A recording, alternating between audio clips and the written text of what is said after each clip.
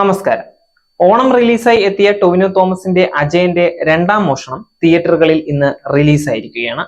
ടൊവിനോയുടെ കരിയറിലെ തന്നെ big budget ചിത്രങ്ങളിൽ ഒന്നായ അജയന്റെ രണ്ടാം മോഷണം 3D ആയാണ് ഒരുക്കിയിട്ടുള്ളത്.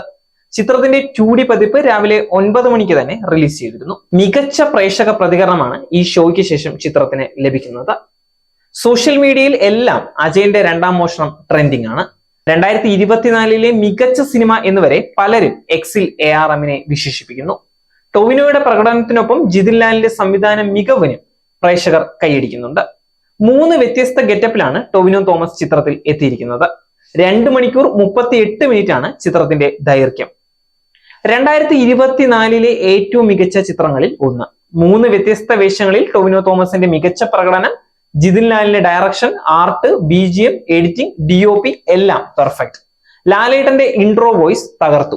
തിയേറ്ററിൽ കാണേണ്ട പടം എന്നാണ് എക്സിൽ ഒരു മാധ്യമ പ്രവർത്തകന്റെ കുറിപ്പ്. നല്ല ആക്ഷനും മികച്ച ദൃശ്യങ്ങളുമുള്ള ചിത്രം അജയന്റെ രണ്ടാം മോഷണം ഒരു ദൃശ്യ വിരുന്നാണ് എന്നാണ് ട്രെൻഡ് റിപ്പോർട്ടുകൾ സൂചിപ്പിക്കുന്നു എന്നാണ് മറ്റൊരു എക്സ് യൂസർ അഭിപ്രായപ്പെട്ടിരിക്കുന്നത്.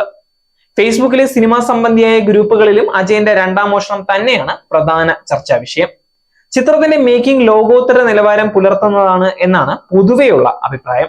പ്രശസ്ത മോഷ്ടാവ് മണിയൻ, ശക്തനായ പോരാളി കുഞ്ഞിക്കേളു, മുത്തച്ഛന്റെ മോശം പ്രശസ്തി ഏറ്റവും കൂടുതൽ അനുഭവിക്കുന്ന അജയൻ എന്നിവരെയാണ് ചിത്രത്തിൽ ടൊവിനോ അവതരിപ്പിച്ചിരിക്കുന്നത്. ലക്ഷ്മിയായി കൃതി ഷെട്ടി, ചോതിയായി ഐശ്വര്യ രാജേഷ്, മാണിക്യമായി സുരഭി ലക്ഷ്മി എന്നിവരും അഭിനയിക്കുന്നുണ്ട്. ജഗദീഷും ബേസിൽ ജോസഫും പ്രധാന കഥാപാത്രത്തെ അവതരിപ്പിക്കുന്നുണ്ട്. ജോമോന്റി ജോൺ ഛായാഗ്രഹണം നിർവഹിക്കുന്ന ചിത്രത്തിന്റെ തിരക്കഥ സുജിത് നമ്പ്യാരാണ്. മാജിക് ഫ്രെയിംസും UGM പ്രൊഡക്ഷൻസും ചേർന്നാണ് അജയന്റെ രണ്ടാം മോഷണം നിർമ്മിച്ചിട്ടുള്ളത്. ആദ്യം 2D ചിത്രീകരിച്ച ചിത്രം പിന്നീട് 3D മാറ്റുകയായിരുന്നു. 30 കോടിയോളം രൂപ ചെലവിലാണ് അജയന്റെ രണ്ടാം മോഷണം ഒരുക്കിയിട്ടുള്ളത്.